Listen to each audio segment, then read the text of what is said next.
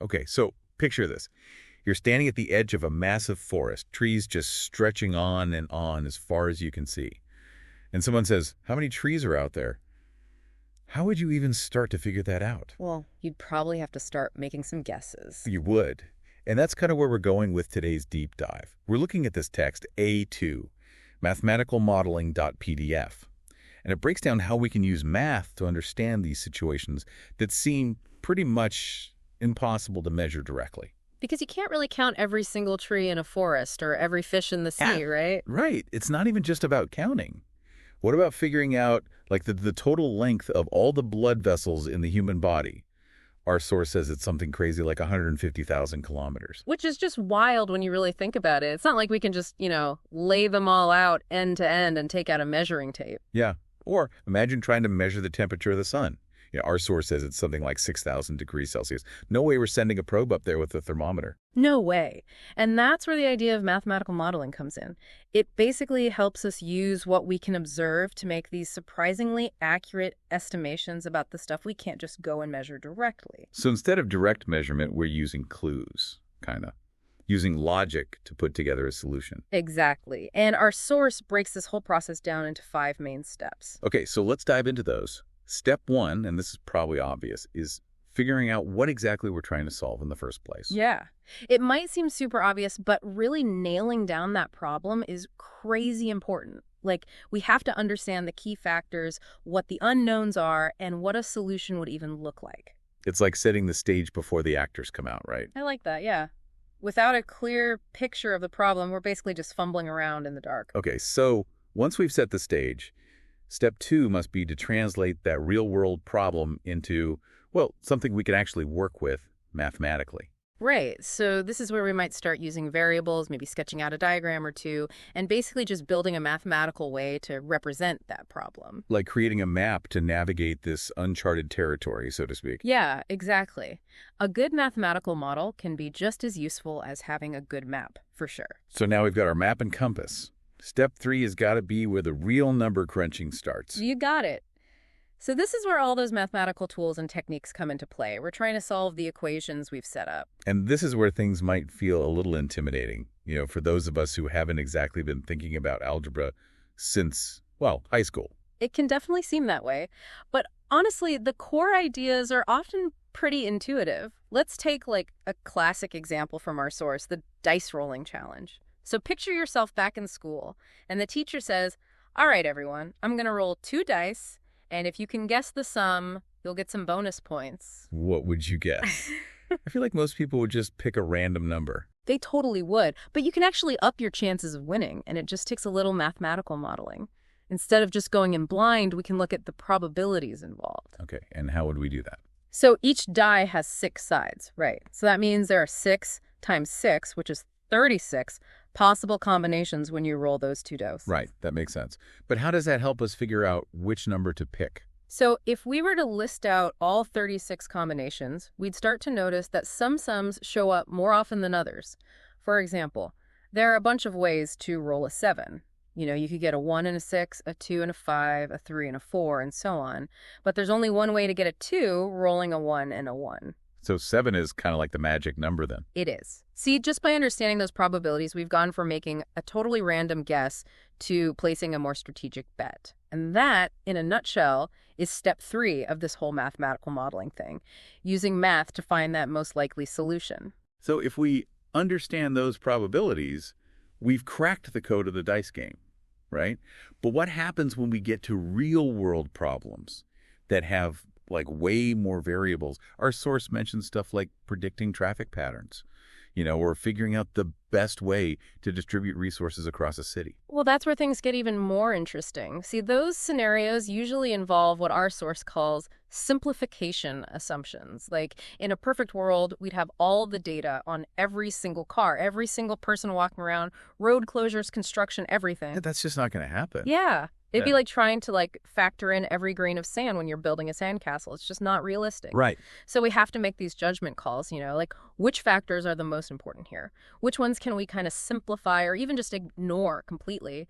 Like, A traffic model, for instance, might focus on, let's say, the average traffic flow at different times during the day instead of tracking every single car, like we were saying. So we're basically making like a simpler version of reality, but it still kind of captures those key elements. Yeah, it's all about finding that balance. We want a model that's complex enough to actually tell us something useful, but also simple enough that we can actually wrap our heads around it. And this whole modeling thing isn't limited to just traffic, right?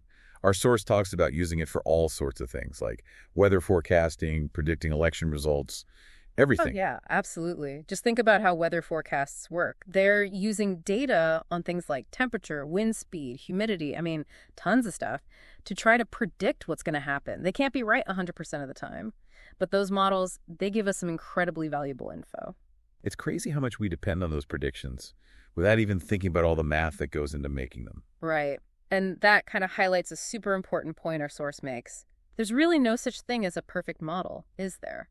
Every single one is based on certain assumptions, certain limitations. That makes sense. If you're starting with incomplete data or you're making assumptions that aren't quite right, your model's going to be a little off. Exactly. And that's why this next step 4, interpreting the solution, that's super crucial. We can't just blindly trust the numbers that spit out. We have to figure out what they actually mean in the real world. So getting an answer, that's not enough. You have to check if that answer actually holds water. Totally. Okay, so let's say our traffic model from before, the one we were talking about. Let's say it says that if we add another lane to the highway, congestion's going to drop by 20%. Sounds great, right? Yeah. But we've got to think about the bigger picture, Will that new lane create bottlenecks somewhere else?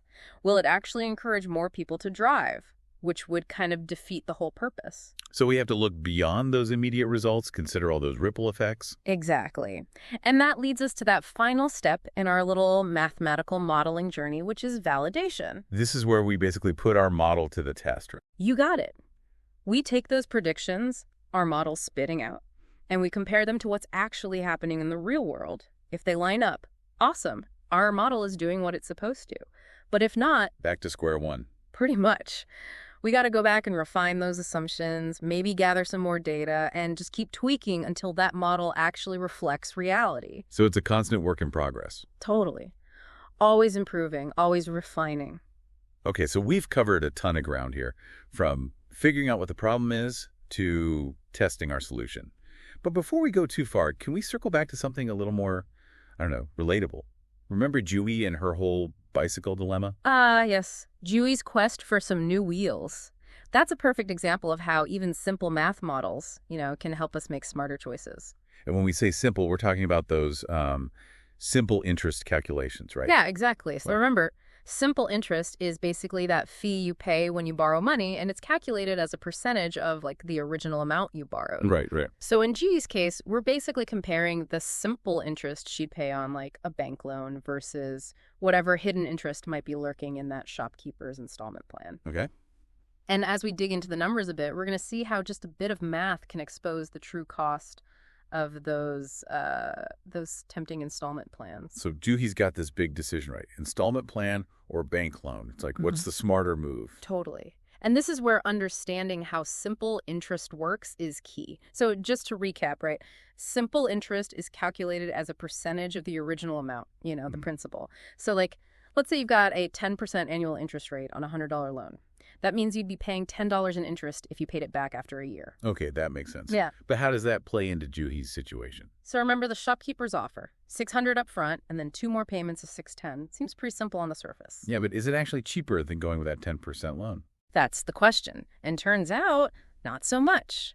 When you really crunch the numbers, taking into account the whole time value of money thing, that an installment plan, it actually works out to an interest rate of, get this, 13.14%. Whoa, that's a lot higher than the bank's 10%. Way higher.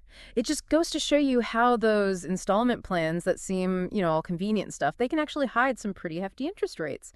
But a bit of math and boom, we've helped Juhi see those hidden costs and make a much smarter financial move. So even a little math can be a real lifesaver, huh?